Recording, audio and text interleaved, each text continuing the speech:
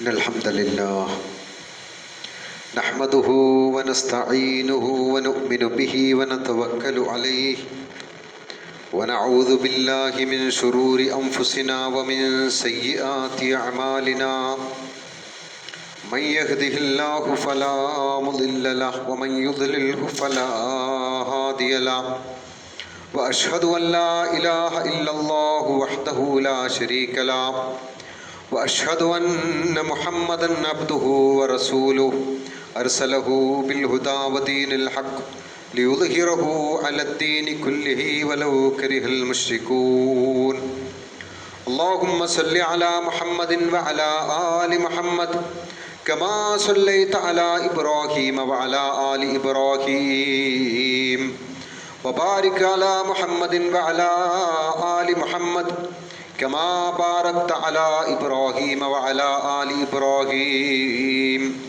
إنك حميد مجيد أما بعد فإن خير الحديث كتاب الله وخير الهدي هدي محمد صلى الله عليه وسلم وشر الأمور محدثاتها وكل محدثة بدعة وكل بدعة ضلالة وكل ضلالة في النار أعوذ بالله من الشيطان الرجيم يا أيها الناس اتقوا ربكم الذي خلقكم من نفس واحدة وخلق منها زوجها وبث منهما رجالا كثيرا ونساء واتقوا الله الذي تساءلون به والأرحام إن الله كان عليكم رقيبا ولنبلونكم حتى نعلم المجاهدين منكم والصابرين. ബഹുമാന്യരായ സത്യവിശ്വാസികളെ, വിശ്വാസിനികളെ, ജീവിതത്തിലുടനീളം അള്ളാഹുവിൻ്റെ നിയമനിർദ്ദേശങ്ങൾ, വിധിവിലക്കുകൾ പാലിച്ചുകൊണ്ട് തഖ്വയുള്ളവരായി ഭയഭക്തരായി ജീവിക്കണമെന്ന് ആദ്യമായി എന്നോടും തുടർന്ന് നിങ്ങളോടും വസിയത്ത് ചെയ്യുകയാണ്, ഉപദേശിക്കുകയാണ്, ഉണർത്തുകയാണ്. ഈ ലൗകികമായ ജീവിതം, ഭൗതികമായ ജീവിതം എന്നത് 100% സംതൃപ്തി നൽകുന്ന ഒന്നല്ല. അത് വിശ്വാസിയെ സംബന്ധിച്ചിടത്തോളം പരീക്ഷണങ്ങളുടെ, ആപത്തുകളുടെ, വിപത്തുകളുടെ വേദിയാണ്. മഹാനായ പ്രവാചകൻ തിരുമേനി സല്ലല്ലാഹു അലൈഹി വസല്ലമയോട് ആദ്യമായി സ്വർഗത്തിൽ പ്രവേശിക്കുന്നത് ആരാണ് എന്ന് ചോദിക്കുമ്പോൾ തങ്ങളവർ പറയുന്ന മറുപടിയുണ്ട്. അള്ളാഹുവിൻ്റെ സൃഷ്ടികളിൽ ആദ്യമായി സ്വർഗാവകാശികളാകുന്നത് ദരിദ്രരായ മുജാഹിദുകളാണ് എന്നാണ്. മിസ്കീനുകളായിട്ടുള്ള, അള്ളാഹുവിൻ്റെ മാർഗത്തിൽ ഹിജ്റ പോയിട്ടുള്ള ആളുകൾ എന്ന് പറഞ്ഞാൽ സ്വന്തം നാട് വിട്ടു പോകേണ്ടി വന്ന, തൻ്റെ വിശ്വാസത്തിൻ്റെ ആദർശത്തിൻ്റെ പേരിൽ നാട് വിട്ടു പോകേണ്ടി വന്ന മിസ്കീനുകളായിട്ടുള്ള മുഹാജിറുകളാണ് ആദ്യമായി സ്വർഗത്തിൽ പ്രവേശിക്കുന്നത് എന്നാണ്. തങ്ങളുടെ ആഗ്രഹങ്ങളും ആവശ്യങ്ങളും നെഞ്ചിലൊതുക്കി അവ പൂർത്തിയാക്കാൻ കഴിയാതെ ക്ഷമയോടെ മൺമറിഞ്ഞു പോയവരാണവർ. സ്വർഗപ്രവേശനത്തിന് മലക്കുകൾ പറയുന്ന പ്രധാന കാരണം അവർ ക്ഷമയവലംബിച്ചവരായിരുന്നു എന്നാണ്. ഹദീസിൽ ഇപ്രകാരം കാണാൻ കഴിയും, ഹൽ തദ്റൂന അവ്വലു മൻ യദ്ഖുലുൽ ജന്ന, ആരാണ് ആദ്യത്തിൽ സ്വർഗത്തിൽ കിടക്കുന്നതെന്ന് നിങ്ങൾക്കറിയുമോ? സഹാബത്തിനോട് നബി ചോദിക്കുകയാണ്. മിൻ ഖൽഖില്ലാഹി അസ്സ വജൽ, അല്ലാഹുവിൻ്റെ പടപ്പുകളിൽ ആദ്യമായി സ്വർഗത്തിൽ കിടക്കുന്നത് ആരാണ്? ഖാലു അല്ലാഹു വറസൂലുഹു അലം, അല്ലാഹുവും അവൻ്റെ പ്രവാചകനും അറിയാം. ഖാല, നബി പറയാണ്, അൽ ഫുഖറാഉൽ മുഹാജിറൂൻ, മുഹാജിരീങ്ങളായിട്ടുള്ള ഫുഖറാക്കളാണ്, അതായത് സ്വന്തം നാട് വിട്ട് പോയ പലായനം ചെയ്ത ഫുഖറാകളായിട്ടുള്ള പാവപ്പെട്ടവരായ ദരിദ്രരായിട്ടുള്ള മനുഷ്യന്മാരാണ്. വയമൂത്തു അഹദുഹും വഹാജത്തുഹു ഫീ സദ്രിഹി, ഓരോരുത്തരും മരിച്ചിരിക്കുന്നത് വഹാജത്തുഹു ഫീ സദ്രി, അവൻ്റെ ഹാജത്ത്, അവൻ്റെ ആവശ്യങ്ങൾ അവരുടെ ഹൃദയത്തിലുണ്ട്. ലാ യസ്തതിഉ ലഹാ ഖളാഅൻ, അവയൊന്നും തന്നെ അവർക്ക് പൂർത്തീകരിക്കാൻ കഴിഞ്ഞില്ല. ഫയഖൂലുല്ലാഹു, അല്ലാഹു പറയും, ഉതൂഹും, അവരെ കൊണ്ടുവരൂ, ഫഹയ്യൂഹും, അവരെ ജീവിപ്പിക്കൂ. ഫതഖൂൽ മലായികത്തു, അപ്പോൾ മലക്കുകൾ പറയും, റബ്ബനാ നഹ്നു സുക്കാനു സമാഇക, അല്ലാഹുവേ നിന്റെ കൂടെ ആകാശത്തിൽ താമസിക്കുന്നവരാണ് ഞങ്ങൾ. വഖീറത്തുക, നിന്നോട് അടുത്തവരാണ് ഞങ്ങൾ. മിൻ ഖൽഖിക, പടപ്പുകളിൽ നിന്നോട് അടുത്തവർ ഞങ്ങളാണ്. അഫതഅ്മുറുന അൻ നഅ്തിയ ഹഉലാഇ, ഇക്കൂട്ടരെ കൊണ്ടുവരാനാണോ നീ ഞങ്ങളോട് കൽപ്പിക്കുന്നത്? ഫനുസല്ലിമ അലൈഹി, അവരോട് സലാം പറയാനും ആണോ നീ കൽപ്പിക്കുന്നത് എന്ന് മലക്കുകൾ അള്ളാഹുവിനോട് ചോദിക്കുകയാണ്. ഖാല ഇന്നഹും കാനു ഇബാദൻ യഅ്ബുദൂന, അള്ളാഹു മറുപടി പറയാണ്, ഇന്നഹും കാനു ഇബാദൻ, തീർച്ചയായും അതെ, ഇന്നഹും കാനു ഇബാദൻ, അവർ എൻ്റെ അടിമകളാണ്. യഅ്ബുദൂനനി, അവർ എന്നെ ആരാധിച്ചു. വലാ യുശ്രികൂന ബി ഷൈഅ, അവർ എന്നിൽ പങ്കു ചേർത്തില്ല, ശിർക്കില്ലാതെ എന്നെ മാത്രം ആരാധിച്ചവരാണവർ. വയമൂതു അഹദുഹും, അവരിൽ ഓരോരുത്തരും മരിച്ചു. വഹാജത്തുഹു ഫീ സദ്രിഹി, അവൻ്റെ ആവശ്യങ്ങളൊക്കെ അവരുടെ ഹൃദയത്തിലുണ്ട്. ലാ യസ്തതിഉ ലഹാ ഖലാഅൻ, അവർക്കത് പൂർത്തീകരിക്കാൻ കഴിഞ്ഞില്ല. സലാമുൻ അലൈക്കും. എന്നിട്ട് അല്ലാഹു സുബ്ഹാനഹു തആല ഖുർആന്റെ ആ ആയത്ത് മലക്കുകൾക്ക് ഓതി കൽപ്പിക്കുകയാണ്. സലാമുൻ അലൈക്കും ബിമാ സബർത്തും, നിങ്ങൾ ക്ഷമിച്ചതിൻ്റെ പേരിൽ നിങ്ങൾക്ക് അള്ളാഹുവിൻ്റെ രക്ഷയുണ്ട്. ഫനിഅമ ഉഖ്ബദ്ദാർ, അന്തിമ ഭവനം എത്ര ശ്രേഷ്ഠമാണ്. അപ്പൊ കുടുംബത്തിലെ അസ്വസ്ഥതകൾ, അസ്വാരസ്യങ്ങൾ,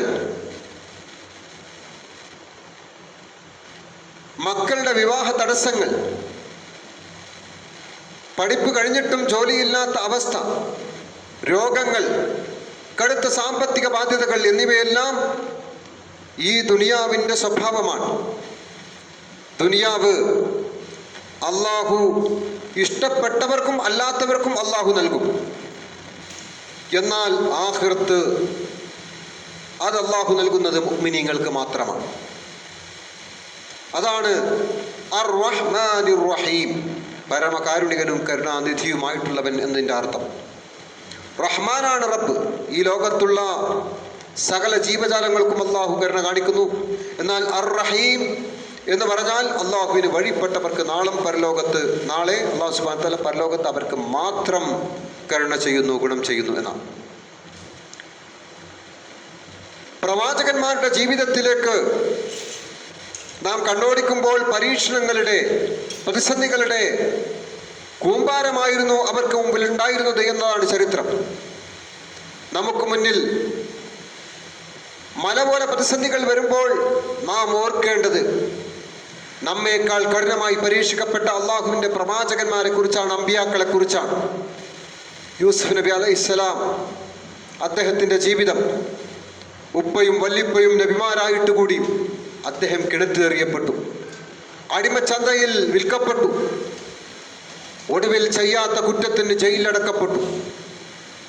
നോക്കൂ നിങ്ങൾ, വിശുദ്ധ ഖുർആൻ തന്നെ പറയുകയാണ്, കാലങ്ങളോളം അദ്ദേഹം ജയിലിലടക്കപ്പെട്ടു എന്നാണ്. പക്ഷേ അദ്ദേഹത്തിനുണ്ടായ പ്രൊട്ടക്ഷൻ ഇഖ്ലാസിന്റെ പ്രൊട്ടക്ഷനാണ്.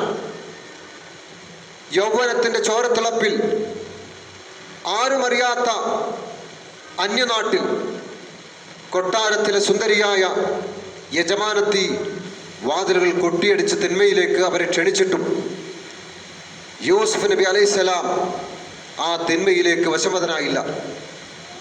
അദ്ദേഹം അടിയുറച്ച് അള്ളാഹുവിനുള്ള ബുർഹാനിൽ ഉറച്ചു വിശ്വസിക്കേണ്ടത്. അള്ളാഹുവിൽ നിന്നുള്ള ബുർഹാൻ, ആ സുവ്യക്തമായ തെളിവ് അദ്ദേഹത്തിൻ്റെ അടുക്കൽ ഇല്ലായിരുന്നുവെങ്കിൽ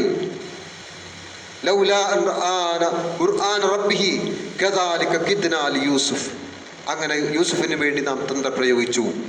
ഇന്നഹു മിൻ ഇബാദിൽ മുഖ്ലസീൻ, അദ്ദേഹം മുഖലിസായ എൻ്റെ അടിമകളിൽപ്പെട്ടവരായിരുന്നു എന്ന് ഖുർആൻ പറയാം. അപ്പോൾ തിന്മയുടെ സാഹചര്യത്തിൽ, തിന്മ ആരും കാണാത്ത, ആരാരും ചോദിക്കാത്ത ആ തിന്മയുടെ സാഹചര്യത്തിൽ വിട്ടു നിൽക്കാനുള്ള കരുത്ത് മഹാനായ യൂസുഫ് നബി അലൈഹി ഇസ്ലാമിന് ഉണ്ടാവുകയാണ്. പ്രതിസന്ധികളുടെ പാരാവാരങ്ങൾ തൻ്റെ മുമ്പിൽ വന്നിട്ടും ആ പ്രതിസന്ധികളെയൊക്കെ അതിജീവിച്ച് വിശ്വാസത്തിൻ്റെ കരുത്തുകൊണ്ട് ദീപിച്ച ആ പ്രവാചക പുത്രൻ അവസാന ഘട്ടത്തിൽ വളരെ ശക്തമായ പരീക്ഷണത്തിന് വിധേയനാകുന്നു. അവിടെ അദ്ദേഹം വിജയിക്കുകയാണ്. മുഹമ്മദ് നബി സല്ലല്ലാഹു അലൈഹി വസല്ലം ത്യാഗപൂർണമായ ജീവിതം നാം പരിശോധിക്കുമ്പോൾ അവിടെയും ത്യാഗത്തിൻ്റെ, പ്രതിസന്ധികളുടെ പരമ്പര നമുക്ക് കാണാൻ കഴിയും. അള്ളാഹുവിന് ഏറ്റവും പ്രിയപ്പെട്ട പ്രവാചകനായിട്ട് കൂടി അള്ളാഹു സുബ്ഹാനഹു വ തആല അദ്ദേഹത്തെ ഒട്ടേറെ പരീക്ഷിക്കുകയാണ്. ജന്നത്തിന് മുമ്പ് അദ്ദേഹത്തിൻ്റെ മാതാവും 6-ാം വയസ്സിൽ ജന്നത്തിന് മുമ്പ് അദ്ദേഹത്തിൻ്റെ പിതാവും 6-ാം വയസ്സിൽ അദ്ദേഹത്തിൻ്റെ മാതാവും അദ്ദേഹത്തിന് നഷ്ടപ്പെടുകയാണ്. 8-ാം വയസ്സിൽ അദ്ദേഹത്തിൻ്റെ ഉപ്പാപ്പയും നഷ്ടപ്പെടുകയാണ്.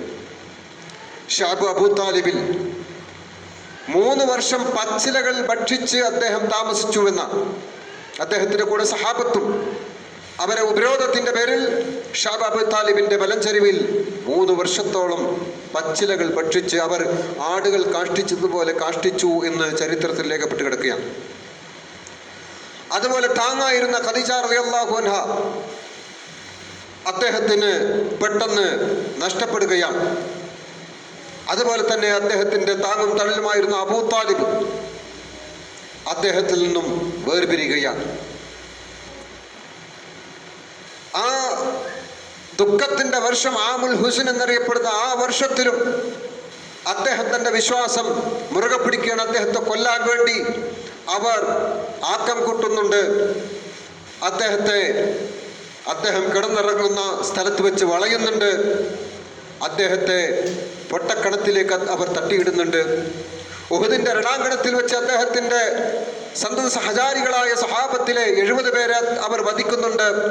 പ്രിയപ്പെട്ട പിതൃവ്യനായ ഹംസ റളിയല്ലാഹു അൻഹുവിനെ വധിക്കുന്നുണ്ട്. അദ്ദേഹത്തിൻ്റെ ശരീരത്തിൽ മുറിവേൽക്കുന്നുണ്ട്.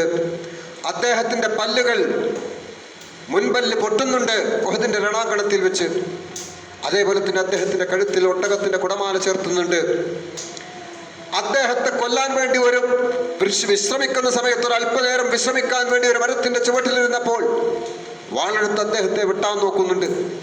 ഇങ്ങനെ എല്ലാ ഘട്ടത്തിലും ഏതേത് സന്ദർഭങ്ങളുണ്ടോ ആ സന്ദർഭങ്ങളിലെല്ലാം തന്നെ ഒട്ടേറെ ഘട്ടങ്ങളിൽ അദ്ദേഹം പരീക്ഷിക്കപ്പെട്ടു.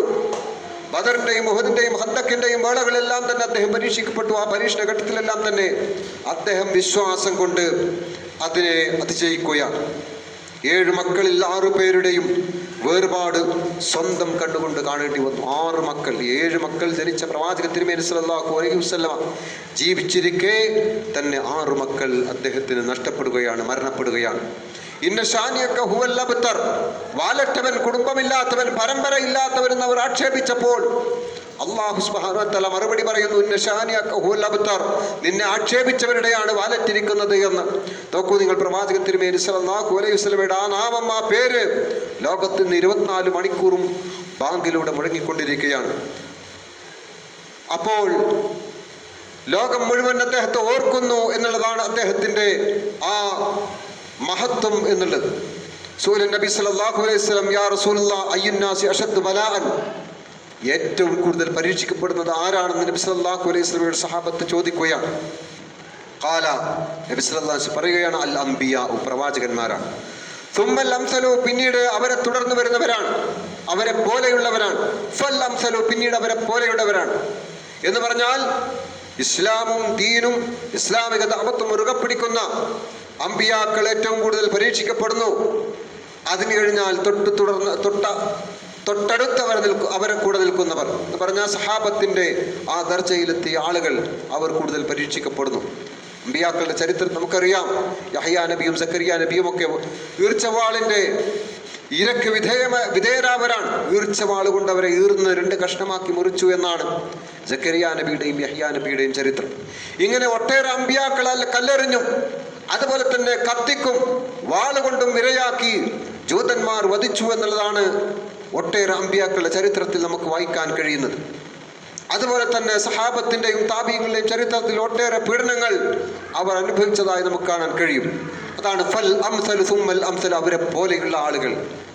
ഫയുബ്തല റജുലു അലാ ഹസ്ബി ദീനിഹി, ഒരു മനുഷ്യൻ പരീക്ഷിക്കപ്പെടും അലാ ഹസ്ബി ദീനിഹി, അവൻ്റെ കയ്യിലുള്ള ദീനിൻ്റെ അളവനുസരിച്ച്. ഒരാളുടെ കയ്യിൽ എത്രമാത്രം ദീനുണ്ടോ അതനുസരിച്ചാണ് അവൻ പരീക്ഷിക്കപ്പെടുക.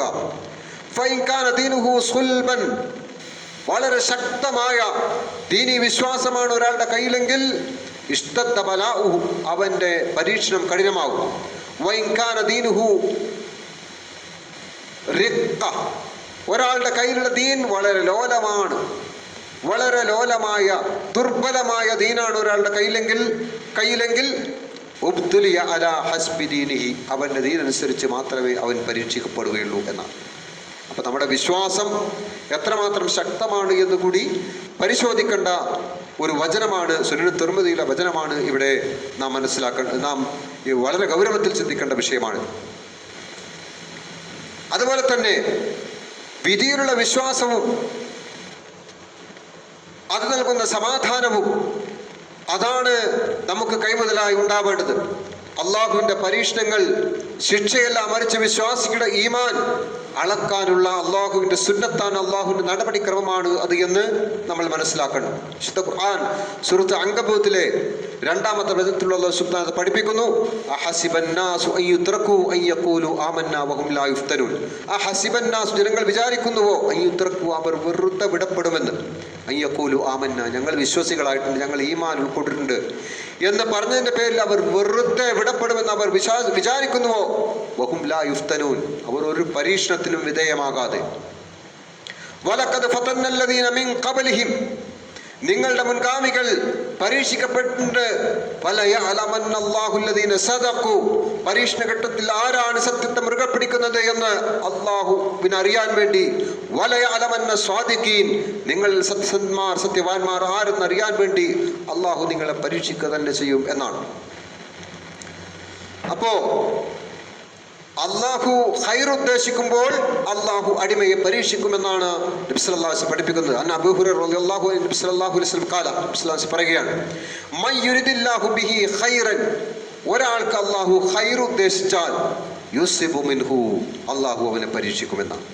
ആയിഷ ബീബി റളിയല്ലാഹു അൻഹയുടെ അനുഭവം നോക്കൂ നിങ്ങൾ.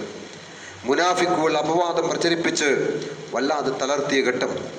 ഒടുവിൽ നബി സല്ലല്ലാഹു അലൈഹി വസല്ലം ഒന്ന് അവരോട് അള്ളാഹുവിനോട് തൗബ ചെയ്യാൻ വേണ്ടി ആവശ്യപ്പെടുകയാണ്. മഹദി അവരുടെ കണ്ണീര് വെറ്റിപ്പോയി. അവർക്ക് ആശ്വാസമായത് മഹാനായ യാക്കൂബ് നബി അലൈഹി ഇസ്ലാമിന്റെ വാക്കുകളായിരുന്നു എന്ന് ചരിത്രത്തിൽ നമുക്ക് കാണാൻ കഴിയും. ഫസബ്റുൻ ജമീൽ ഞാൻ ഭംഗിയായി ക്ഷമിക്കുന്നു, വല്ലാഹുൽ മുസ്തആനു അലാ മാ തസിഫൂൻ എൻ്റെ പേരിൽ ഈ കറ്റുകെട്ടി പറഞ്ഞതിൻ്റെ പേരിൽ തീർച്ചയായും ഞാൻ അള്ളാഹുവിൽ ശരണം തേടുന്നു എന്നാണ്.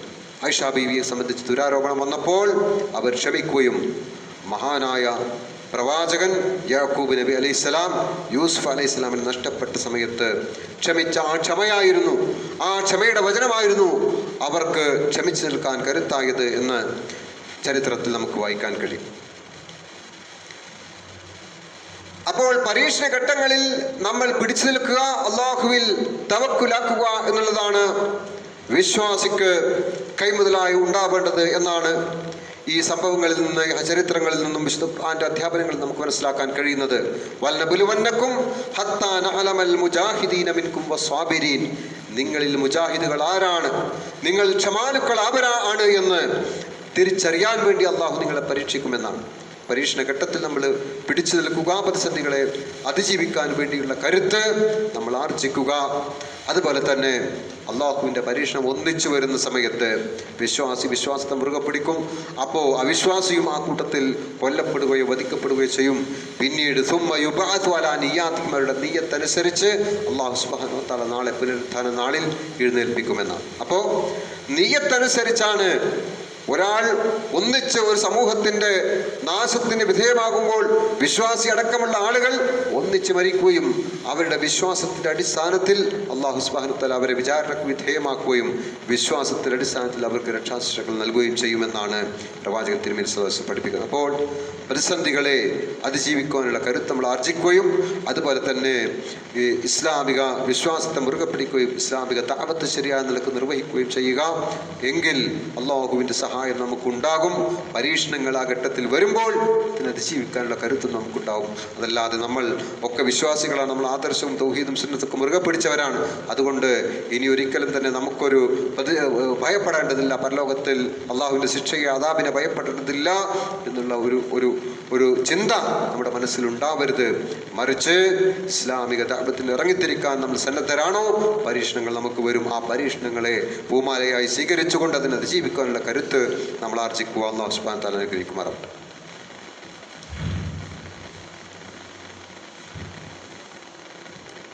അൽഹംദുലില്ലാഹ് വസ്സലാത്തു വസ്സലാമു അലാ റസൂൽ അമീൻ വഅലാ ആലിഹി വസഹ്ബിഹി അജ്മഈൻ. ബഹുമാനികളെ, ഒരിക്കൽ കൂടി അള്ളാഹുവിൻ്റെ നിയമനിർദ്ദേശങ്ങൾ പാലിച്ചുകൊണ്ട് തഖ്വയുള്ളവരായി ജീവിക്കണമെന്ന് ഉണർത്തുകയാണ്, വസിയത്ത് ചെയ്യുക. വീട്ടിൽ നിന്നും പുറത്തിറങ്ങുമ്പോഴുള്ള പ്രാർത്ഥന: ബിസ്മില്ലാഹി തവക്കൽതു അലല്ലാഹി ലാ ഹൗല വലാ ഖുവത ഇല്ലാ ബില്ലാഹ്. ബിസ്മില്ലാ, അള്ളാഹുവിൻ്റെ നാമത്തിൽ. തവക്കൽതു അലല്ലാഹ്, ഞാൻ അള്ളാഹുവിൽ ഭരമേൽപ്പിക്കുന്നു. ലാ ഹൗല വലാ ഖുവത ഇല്ലാ ബില്ലാഹ്, ഒരു ശക്തിയും ഒരു കഴിവും അള്ളാഹുവിൽ നിന്നില്ലാതെ ഇല്ല എന്നാണ്. വീട്ടിലേക്ക് പ്രവേശിക്കുമ്പോഴും ബിസ്മില്ലാഹി വലജിന, ബിസ്മില്ലാഹി ഖറജ്ന വഅലാ റബ്ബിന തവക്കൽന. ബിസ്മില്ലാഹി വലജിന, അള്ളാഹുവിൻ്റെ നാമത്തിൽ ഞാൻ പ്രവേശിക്കുന്നു. ബിസ്മില്ലാഹി ഖറജ്ന, അള്ളാഹുവിൻ്റെ നാമത്തിൽ ഞാൻ പുറത്തിറങ്ങുന്നു. വഅലാ റബ്ബിന തവക്കൽന, എൻ്റെ റബ്ബിങ്കിൽ ഞാൻ തവക്കലാക്കുന്നു എന്നാണ്. മറ്റൊരു പ്രാർത്ഥനയുള്ളത്: അല്ലാഹുമ്മ ഇന്നി അഊദു ബിക അൻ അളല്ല വഉദില്ല വഅദല്ല ഔദില്ല വഅദലമ ഔദലിമ അലയ്യ. അല്ലാഹുമ്മ ഇന്നി അഊദു ബിക, ഞാൻ നിന്നോട് ശരണം തേടുന്നു. അൻ അളല്ല വഉദില്ല, ഞാൻ പിഴക്കുന്നതിൽ നിന്ന്, മറ്റൊരാളെ പിഴപ്പിക്കുന്നതിൽ നിന്ന്. ഔ അളല്ല ഊദില്ല, ഔ അതല്ല ഊദില്ല, ഞാൻ സ്വയം നിന്ദിതനാകുന്നതിൽ നിന്ന്, മറ്റൊരാളിനെ നിന്ദിക്കുന്നതിൽ നിന്നും. വഅദലമ ഔദലിമ, ഞാൻ ഒരാളെ ആക്രമിക്കുന്നതിൽ നിന്നും, ഒരാളെന്നെ ആക്രമിക്കുന്നതിൽ നിന്നും. ഔ അജ്ഹല ഔ ഉജ്ഹില അലയ്യ, ഞാൻ സ്വയം വിഡ്ഢിയാകുന്നതിൽ നിന്നും, എന്നെ ഒരാൾ വിഡ്ഢിയാക്കുന്നതിൽ നിന്നും അല്ലാഹുവേ നിന്നോട് ഞാൻ ശരണം തേടുന്നു എന്നാണ്. അപ്പോൾ ഇങ്ങനെയുള്ള പ്രാർത്ഥനകളൊക്കെ ഉണ്ട്. ആ പ്രാർത്ഥനകളൊക്കെ നമ്മൾ പതിവാക്കാൻ വേണ്ടി ശ്രദ്ധിക്കുക. അല്ലാഹു സുബ്ഹാനഹു വ തആല അനുഗ്രഹിക്കുമാറാവട്ടെ. അല്ലാഹുമ്മ ഗഫിർ ലിൽ മുഅ്മിനീന വൽ മുഅ്മിനാത്ത് വൽ മുസ്ലിമീന വൽ മുസ്ലിമാത്ത്. അല്ലാഹുമ്മ ഗഫിർ ലിൽ മുഅ്മിനീന വൽ മുഅ്മിനാത്ത് വൽ മുസ്ലിമീന വൽ മുസ്ലിമാത്ത്. اللهم اجرنا من النار، اللهم اجرنا من النار، اللهم اجرنا من النار.